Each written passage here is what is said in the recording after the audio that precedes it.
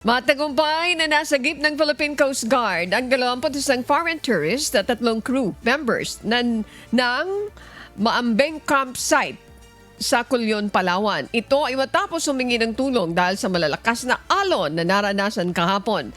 Ayon sa Coast Guard District, Palawan, humiling ang mga turista na mailipat sila sa mas malaki at mas ligtas na barko. Isang motorbangka naman ang ipinadala, ngunit nagdesisyon ang mga turista na hindi muna magpatuloy sa paglalayag dahil sa safety concerns. Sa utos naman ng CGPAL, gumawa agad ng aksyon ang BRP Cafe Enganyo para sa mga stranded na foreign nationals. Agad itong na-embark at naihatid sa Coron Port.